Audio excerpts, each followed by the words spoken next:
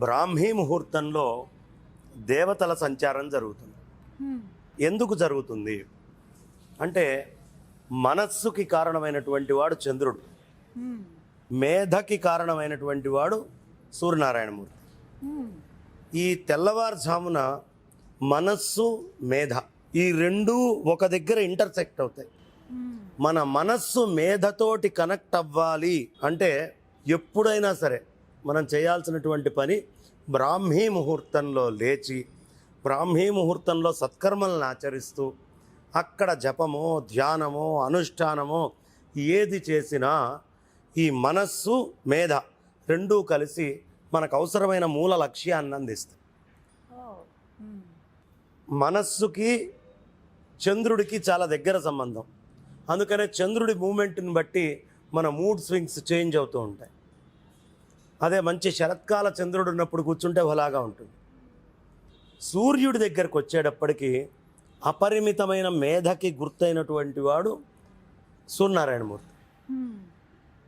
ఈ రెండిటిని ఎలా సమన్వయం చేయాలంటే మంత్రముతోటో జపముతోటో సత్కర్మాచరణతోటో ఆ రెండిటిని ఒకటి చేయాలంటే ఆ టైంలో మెలకువతోటి ఉండాలి. అంటే నిద్ర లేవాలి. బ్రాహ్మీ ముహూర్తంలో ఎవడు నిద్ర లేచి వాడి సాధన చేస్తాడో అది ప్రాణాయామం కానివ్వండి, యోగం కానివ్వండి, ధ్యానం కానివ్వండి, సత్వరమే వాడికి సద్య ఫలితాన్ని ఇస్తాయి. ఏదైనా కాలము చాలా ప్రధానమైందమ్మా. కాలము అని ఎందుకు చెప్తున్నాను అంటే ఈ ప్రపంచమంతా కాలంతో నడుస్తోంది. ఎలా సీతాఫలం చెట్టు పెట్టాం, ఫిబ్రవరిలో చెట్టు పెట్టాం, ఆగస్టులో చెట్టు పెట్టాం. ఈ రెండు ఒకటే సంవత్సరం నాటాం. 3 ఏళ్ల తర్వాత పండ్లు వస్తాయి. 3 ఏళ్ల తర్వాత రెండిటికి ఆగస్టులోనే వస్తాయి. అంటే ఏమిటి, నువ్వు ఎప్పుడు చేసావనేది కాదు, ఆ కాలం వచ్చినప్పుడు ఆ పండు వస్తుంది. ఓ మామిడి పండైనా ఓ సంత్రా పండైనా దేని కాలం దానికి ఉంటుంది. కాలము ప్రకృతి మీద పనిచేస్తూ ఉంటుంది. అలా పనిచేసేటటువంటి అత్యున్నతమైనటువంటి కాలాలు మనకి 4గా మన వాళ్ళు విభజించారు. ప్రధానంగా ఒకటి బ్రాహ్మీ ముహూర్త కాలము, రెండవది మాధ్యాహ్నికము అభిజిల్ లగ్నం. సూర్యుడు నెత్తి మీదకి వచ్చి నీడ ఏదైనా వస్తువు మీద నుంచి ఒక్క 5 డిగ్రీస్ కానీ 0 డిగ్రీస్ కానీ నీడ ఉండేటటువంటిది అభిజిల్ లగ్నము అంటారు.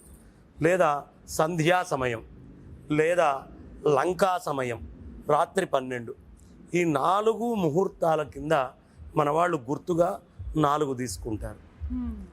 ఈ 4 మనకి మొదటి నుంచి అనూచానంగా వస్తున్నటువంటి సంప్రదాయాలుగా. అందుకని ఈ బ్రాహ్మీ ముహూర్త కాలము సకల దేవతలని మనకి ఆ దేవతలందరూ అనుగ్రహించే సమయం.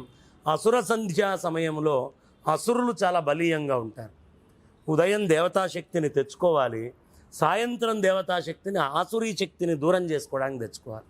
అందుకని బ్రాహ్మీ ముహూర్తంలో దేవతాశక్తులు అతి శీఘ్రంగా ఉపాధిని కావాలంటే ఒక్కసారి లేచి మనం కనుక ఆ ముహూర్తంలో లేచి ఉంటే సుమారుగా ఏ సమయం అని 4:30 ఆ ప్రాంతము, 4:30 ఆ సమయంలో వస్తుంది. 3:30 నుంచి 4:30 వేసుకో.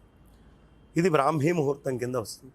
ఈ సమయంలో పక్షుల యొక్క కిలకిలారావాలు అవి లేచి చేసేటటువంటిది, బయట ప్రకృతి నుంచి వచ్చే గాలి ఎప్పుడైనా సరే పొద్దున్నే లేచి వెళ్తే శరీరాన్ని ఆ గాలికి ఎక్స్పోజ్ చేస్తే ఒక తెలియనటువంటి అనుభూతి ఈ ఉపాధికి కలుగుతుందమ్మా. ఇది ప్రతి వాళ్ళు అనుభవించవచ్చు. 8ంటికి లేచేవాడికి తెలియదు, కానీ సక్రమంగా నిద్రపోయి 3:30, 4:30 మధ్యలో లేచి ఒక్క వారం రోజులు కనుక గడిపితే ప్రతివాడికి ఈ అనుభూతి వస్తుంది ఒంట్లో. కారణం మేధ మనస్సు ఒక దగ్గరికి అడగకుండా వస్తాయి. మిగతా సందర్భాల్లో చేసేటటువంటిది ఎక్సర్షను, ఈ బ్రాహ్మీ ముహూర్తంలో చేసేది ఎక్సర్సైజ్. ఎక్సర్షన్ కావాలా ఎక్సర్సైజ్ కావాలా అంటే శిక్షణ, ఎక్సర్సైజ్ అనేటటువంటిది ఈ ప్రతివాడికి అవసరం. అది బ్రాహ్మీ ముహూర్తం అందిస్తుంది. వారి గురువుల ద్వారా పొందిన మంత్రాన్ని ఆ సమయంలో జపించుకోవచ్చు అంటారా? ఆ సమయంలో గురువుల ద్వారా ఇచ్చినటువంటి మంత్రాన్ని చేసుకోవచ్చు. ఏ గురువు చెప్పకుండా ఉన్న మౌనంగానూ ఉండొచ్చు. ఆ సమయంలో యోగాదులు చేసుకోవచ్చు. ఆ సమయంలో స్నానాదుల్ని చేసుకుంటూ ఉండొచ్చు. ఆ సమయంలో ప్రకృతిని పట్టుకొని హాయిగా చెట్లు పుట్టలు ఆనందంగా తిరుగుతూ ఉండొచ్చు. ఆ సమయంలో చేసే ప్రతి పని తపస్సే, ప్రతి తప్పు మహాపాపమే. ఓ.